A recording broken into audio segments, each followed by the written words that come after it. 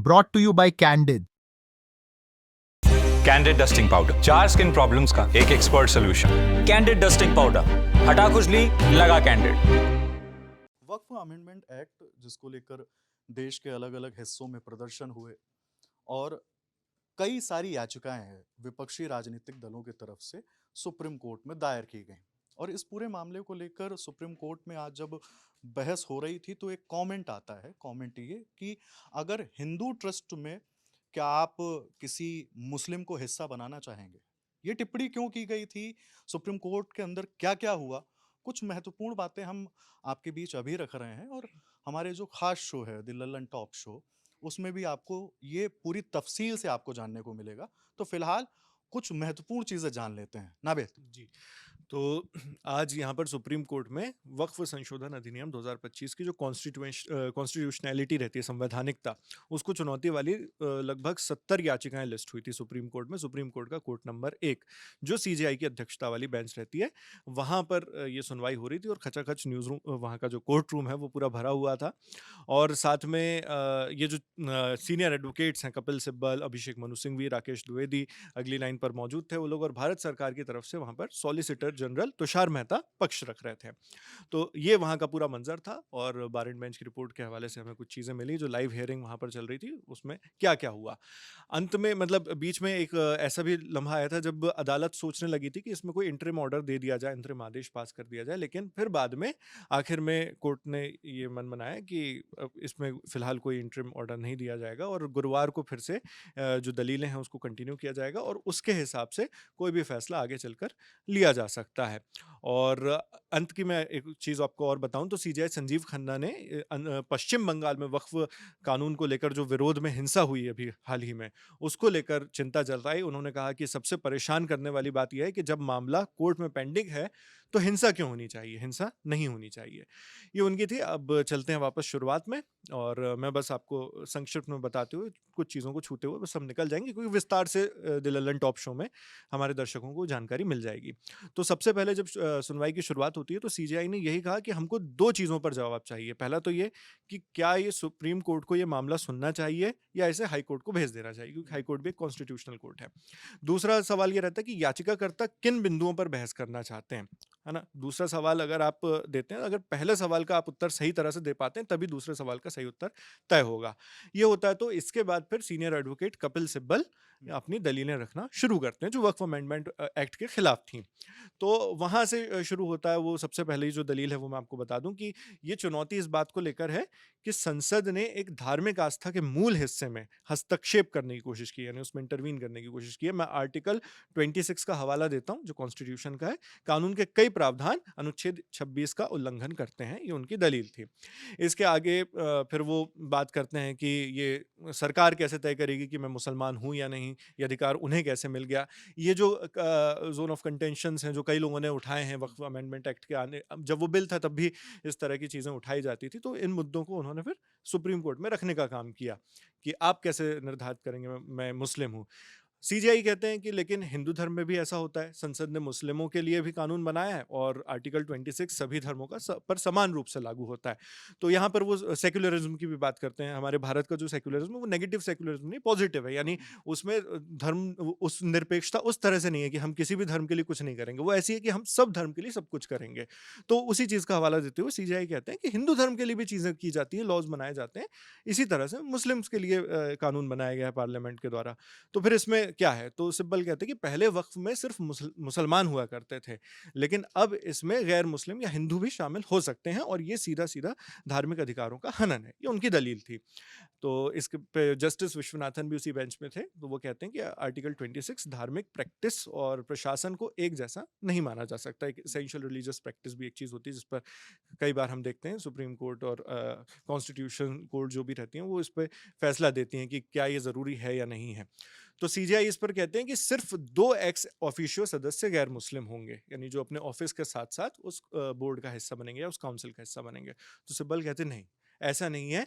ये बात कही जा रही है उस कानून में कि 2 न्यूनतम है, मतलब 2 तो रहेंगे ही रहेंगे नॉन मुस्लिम। उसमें कुल 22 में से सिर्फ 10 ही मुसलमान हैं और ये पूरा बोर्ड नामांकित करके सरकार ने कब्जा कर लिया है। तो ये सिब्बल का उसमें आरोप है जो वो अपनी दलील में देते हैं। बाद में फिर उसमें कलेक्टर्स की ताकतों पर होता है।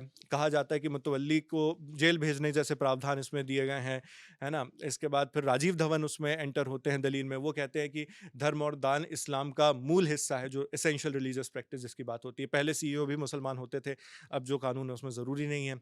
बाकी फिर सिंघवी कहते हैं यूज़र बेस्ड जो वक्फ रहता है, वक्फ बाय यूज़र, उसमें 8 लाख में से 4 जो हैं, 4 लाख वक्फ यूज़र बेस्ड हैं। इन्हें कैसे हटाया जा सकता है ना? फिर उसमें सीजेआई कहते हैं कि हम जब दिल्ली हाई कोर्ट में थे तब भी बताया गया कि ज़मीन वक्फ की है। हम नहीं कह रहे कि सब गलत है और हम सबको सही भी नहीं कह रहे, सीजेआई कहते हैं। तो सिंघवी इसमें फिर एक टिप्पणी करते हैं कि सुनने में आया कि संसद भी वक्फ की ज़मीन पर है ना?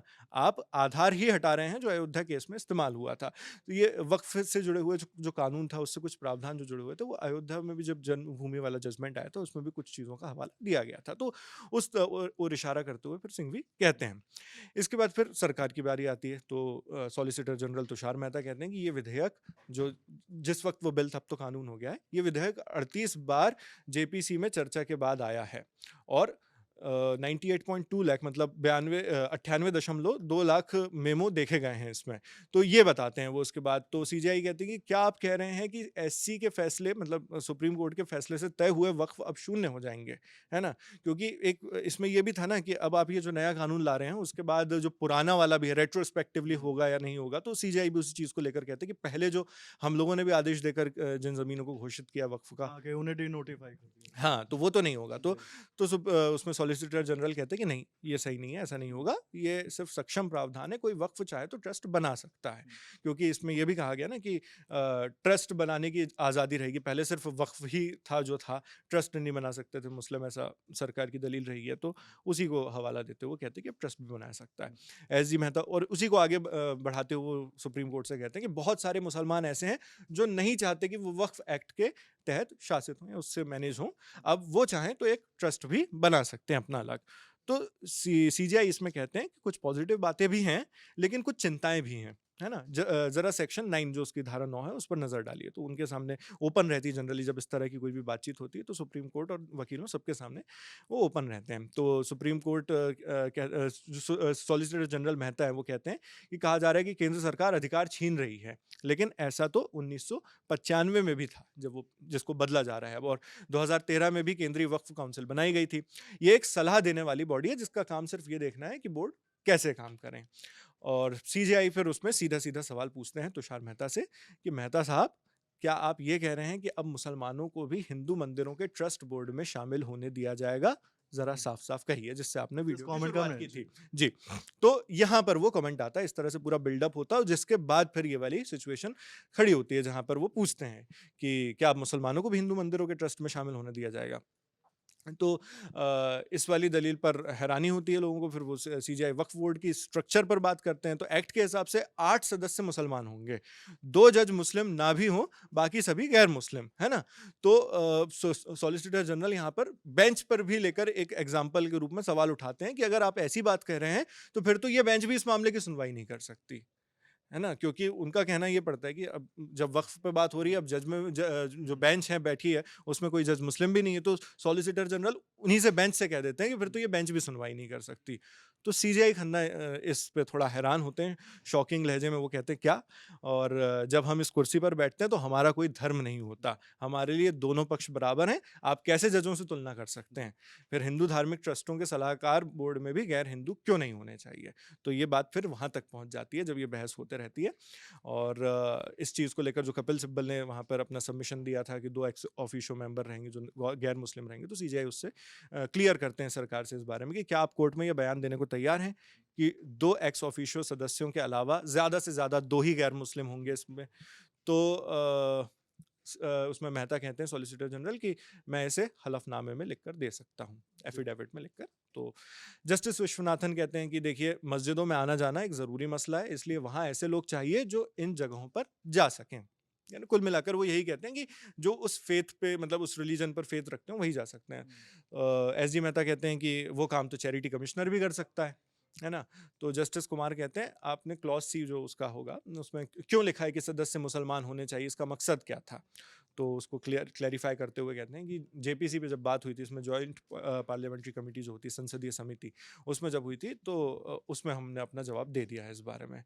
तो जस्टिस कुमार कहते हैं कि हमें जो एक्ट है उसकी धारा के हिसाब से ही चलना होगा, उसमें ये नहीं लिखा कि सिर्फ 2 ही गैर मुस्लिम हो सकते हैं, यानी वो तो ओपन है कुल मिलाकर। आप जेपीसी की मीटिंग के मिनट्स को एक्ट की जगह नहीं रख सकते, है ना? कि आपकी जेपीसी में जो भी बातचीत हुई वो आप एक्ट की जगह तो नहीं रख सकते, एक्ट में जो धाराएं लिखी हैं बात तो उसी पर होगी, तो कानून तो वही बनेगा। तो एसजी मेहता कहते हैं कि मैं इस पर हलफनामा दूंगा। बाद में फिर एक ऐसा भी मौका आता है जब वहाँ पर सीजीआई कहते हैं कि आप इतिहास दोबारा नहीं लिख सकते। ये कुछ इस तरह से बात होती है कि अगर कोई सार्वजनिक ट्रस्ट 100 या 200 साल पहले वक्फ घोषित हुआ हो और अब आप कहें कि वक्फ बोर्ड उसे ले रहा है और उसे कुछ और घोषित कर रहा है, तो ऐसा कैसे चलेगा? तो इसमें सॉलिसिटर जनरल कहते हैं नहीं नहीं, बात ये नहीं है। इसका मतलब सिर्फ इतना ही है कि अगर आपके पास कोई वक्फ है और आप चाहें तो उसको ट्रस्ट बना सकते हैं। ये सिर्फ एक सक्षम करने वाली व्यवस्था है, यानी एक एनेबलिंग क्लॉज है, मतलब आप ऐसा कर सकते हैं, आपको करना ही है ऐसा, ऐसा नहीं है। और फिर इस पे बात करते हुए फिर अंतरिम आदेश देने का प्रस्ताव रखते हैं, जो हमने वीडियो में बताया था कि अंतरिम आदेश देने पर भी विचार हुआ था। वो कहते हैं कि जो सीजीआई उसमें प्रपोज करते हैं कि इससे रिलेटेड मैं एक इंटरिम ऑर्डर दे दूं कि कोर्ट द्वारा घोषित जो वक्फ प्रॉपर्टीज हैं उनको ना हटाया जाए इसमें। दूसरा रहता है उसमें कि कलेक्टर प्रक्रिया जारी रख सकते हैं लेकिन प्रावधान लागू नहीं होंगे, है ना? मतलब कलेक्टर से जुड़े जो प्रावधान है वो लागू नहीं होंगे, और बोर्ड में नामांकित सदस्य सिर्फ मुस्लिम ही होंगे। इन 3 चीजों को लेकर हम इंटरिम ऑर्डर दे सकते हैं, ये उनका प्रपोजल रहता है सीजीआई का। लेकिन एसजी मेहता यहाँ पर रोकते हैं और कहते हैं कि मैं एफिडेविट यानी हलफनामा देने को तैयार हूँ, सिर्फ 2 गैर मुस्लिम सदस्य होंगे।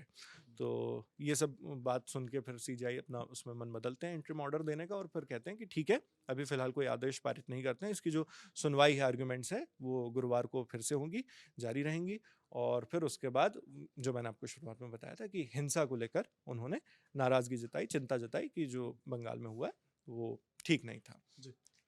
तो सुप्रीम कोर्ट में क्या कुछ हुआ उसका कुछ लबोल हुआ, अब हमने आपके बीच रखने की कोशिश की। कुछ और ज़रूरी पॉइंट्स शायद नावेद ऐड करना चाहते हैं। हाँ, मैं इसमें बता दूं कि जो याचिकाएं दायर की गई थी उसमें कांग्रेस सांसद मोहम्मद जावेद, एआईएमआईएम के असदुद्दीन ओवैसी और कई याचिकाकर्ता इसमें शामिल थे जिन लोगों ने इसकी संवैधानिकता को चुनौती दी थी। और इसमें इस केस में जो बीजेपी शासित प्रदेश हैं, 6 राज्यों की यहाँ पर बात है, हरियाणा, महाराष्ट्र, मध्य प्रदेश, राजस्थान, छत्तीसगढ़ और असम। ये 6 राज्यों से एक्ट के समर्थन में वहां पर इंटरिम एप्लीकेशन दायर किया गया था, यानी जो कानून है उसको चाहते हैं कि होना चाहिए। और इसकी सुनवाई में 2 नाम तो मैं आपको बता चुका हूँ, सीजीआई संजीव खन्ना थे, एक थे जस्टिस केवी विश्वनाथन, और उनके साथ तीसरी जो जज थे उसमें वो जस्टिस पीवी संजय कुमार थे। इन लोगों ने इस केस की सुनवाई की है। जी। सुप्रीम कोर्ट ने मुर्शिदाबाद, पश्चिम बंगाल के मुर्शिदाबाद में जो हिंसा हुई उसको लेकर भी चिंता जताई है। बाकी इस पूरे मामले में जो सुप्रीम कोर्ट में वक्फ अमेंडमेंट एक्ट को लेकर जो भी बातें हुई हैं, अंदर तक की बातें, उनका क्या मतलब है, वो सारी चीज़ें आपको द लल्लन टॉप शो में मिलेंगी। शुक्रिया।